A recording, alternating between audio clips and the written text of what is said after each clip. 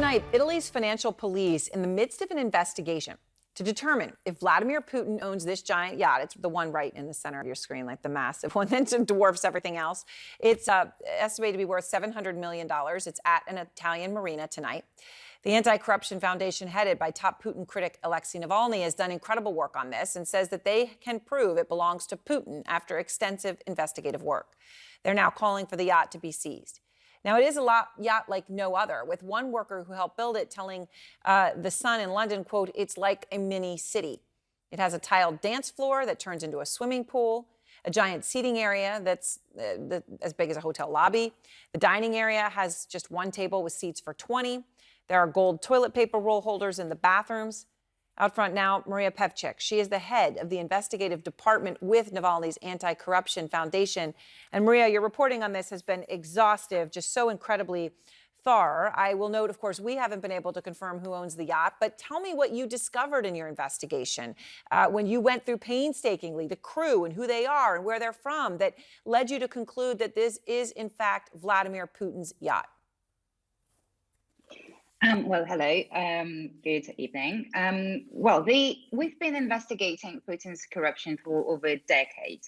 And if there is one golden rule about how Putin's corruption works, is that Putin never, ever keeps his assets under his own name. That's just impossible.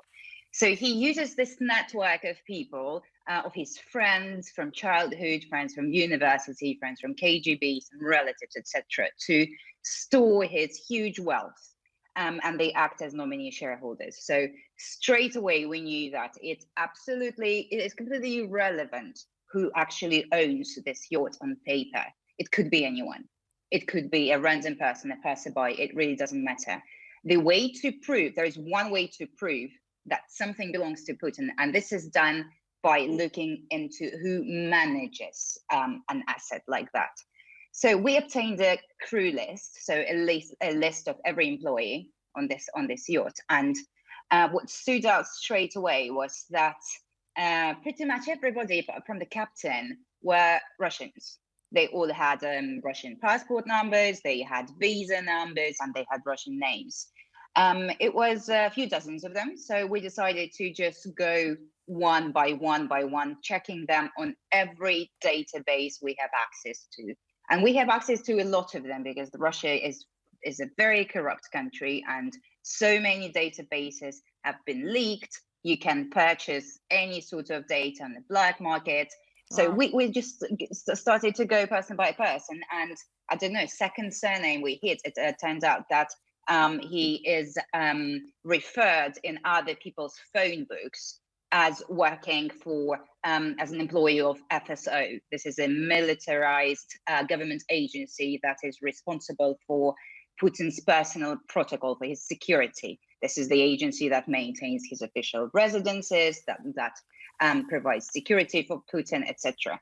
And then as we kept going down the list, there was another employee of FSO, then another one, and it just all added up. And I mean, these people's job is literally to protect Vladimir Putin. This is what they do. This is what they're paid for by the taxpayers.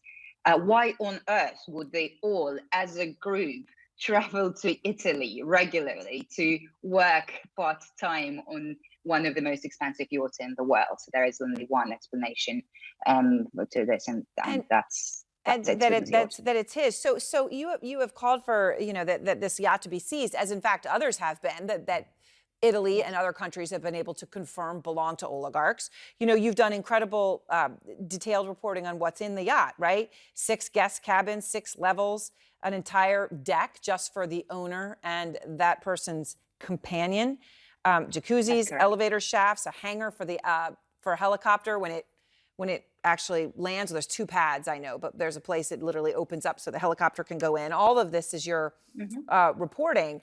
And this stands out, it seems, even compared to the other excesses that we have seen on these Russian yachts. Well, does it really? Have you seen Putin's palace? Have you seen other things that Putin owns? His taste is very questionable, and we know that his rule of thumb is if something is expensive and gold, he loves it.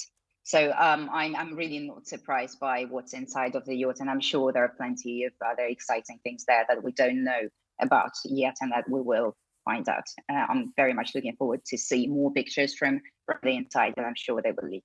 Yeah, yep. And of course, I do note, just because we need to make sure we say this, the yacht's captain denied that Putin owned or had ever been on the yacht to the New York Times, and the shipyard manager denied to CNN that Putin is the owner. But Italian police say the issue of ownership is under their investigation. I want to ask you one other crucial thing that you've done so much work on, and I've been watching. The UK has sanctioned over 1,000 individuals and businesses because of Putin's invasion of Ukraine. And they've got new sanctions today that targeted somebody that you've done a lot of reporting on, Polina Kovaleva. She is the stepdaughter of Foreign Minister Sergei Lavrov, lives an incredibly gilded life with parties and yachts and dancing and drinking. What do you make of this decision to not just target Russian oligarchs, but family members, or even, I don't even know that she's formally a stepdaughter, because I don't think he's married to her mother, the people who are close in the lives of these inner circle and wealthy Russians? I think this is just brilliant, and I think that every country now should do the same. And the UK has set a very high bar, very good standard for sanctions, and they have taken it to a different level, because again, corrupt people don't just put assets under their own name. They use other people, they use their relatives, sometimes very distant relatives, sometimes just their friends, etc., to keep the money that they have stolen from the Russian taxpayers. So including people like Lavrov's stepdaughter, unofficial stepdaughter, Right. into the list is a very good move. And what needs to happen now is that the sanctions, they just need to expand, and more people need to be brought into this circle. So immediate official family first, then, I don't know, lovers, mistresses, their children, etc., then friends, close associates, etc. It's like this game, for kids, like whack-a-mole. Those guys, they rearrange their finances so quickly that you need to be very swift, very quick, and just shut them down every month.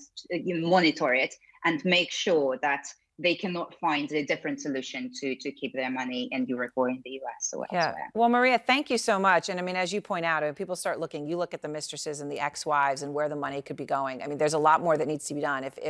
If you buy into the fact that stopping this money flow matters, there's a lot more to be done. But this is a huge step, and I know that including her was, I'm sure, in large part due to your work. Thank you so much.